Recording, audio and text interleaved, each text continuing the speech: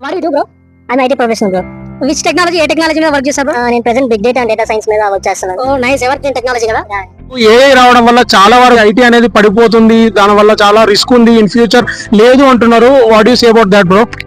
ఎప్పుడైనా ఏది వచ్చినా కంప్లీట్ రీప్లేస్మెంట్ ఎక్కడ జరగదు బ్రో. దాని ప్రకారం మనం అప్గ్రేడ్ అవుతూ ఉండాలి. ఏ రావడం వల్ల అఫ్ కోర్స్ దేర్ సమ్ కొంచెం ఇంపాక్ట్ అయితే ఉంటది ఎంట్రీ లెవెల్ జాబ్స్ కి.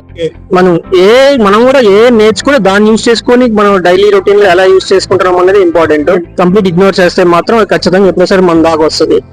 సో ఏ టెక్నాలజీ అయినా కూడా ఏ అప్గ్రేడ్ చేసుకుంటే బెస్ట్ అంటారు. ఎగ్జాక్ట్లీ. అంతేగాని దాని వల్ల ఫుల్ ఇంపాక్ట్ ఏ టెక్నాలజీ కూడా ఉండదు అంటారు. ఏవి కంప్లీట్ ఉండదు బ్రో. యాక్చువల్లీ స్టార్టింగ్ మనం ఎర్లీ 90s లో క్యాలిక్యులేటర్ ఎప్పుడైతే ఇన్వెంట్ చేశారో చాలా మంది క్యాలిక్యులేటర్ వచ్చిన తర్వాత ఇంకా మ్యాథ్స్ ప్రొఫెషనల్ కాదు, వాళ్ళకి కంప్లీట్ జాబ్ లెస్ అని చెప్పారు. కానీ అది వచ్చింది, దాన్ని మన టాస్క్ ఇంకా ఈజీ చేసింది. దాని బదులు మనం ఇంకా ఈజీ చేసి ఫాస్ట్ చేస్తుంది.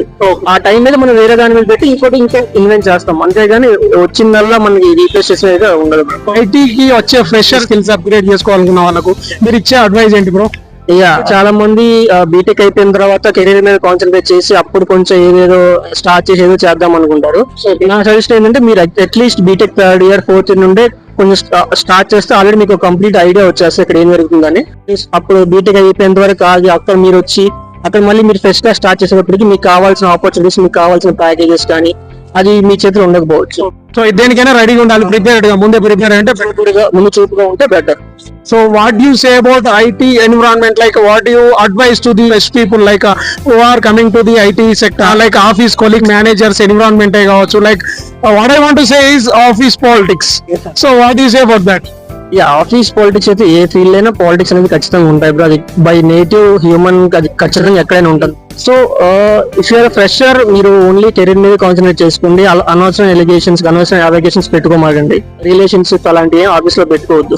అవన్నీ బయట పెట్టుకోండి. కావాలంటే మీ ఆఫీస్ లో ఉన్నప్పుడు మన పని మనం తీసుకుని వెళ్ళిపోయాం, అంతవరకే ఉండాలి. ఎవరు మన ఫ్రెండ్స్ కాదు, ఎప్పటి వరకు ఉంటారు, ఎవరైనా ఎప్పుడు సరే వెళ్ళిపోతారు. కాబట్టి ఎమోషన్ వెళ్ళిపోకుండా మీరు కెరీర్ డ్రైవర్ గా వెళ్ళడం నేను చెప్తాను. ఎప్పుడైనా స్ట్రగుల్ అయ్యారు ఆఫీస్ పాలిటిక్స్ లో? అయ్యాను బ్రో. డైరెక్ట్ గా ఇండైరెక్ట్ గా చాలా సార్లు ఎవరైనా అవుతారు, నేననే కాదు. కానీ అది కామన్. దాన్ని మనం కంప్లీట్ గా అవాయిడ్ కూడా చేయలేము యాక్చువల్లీ.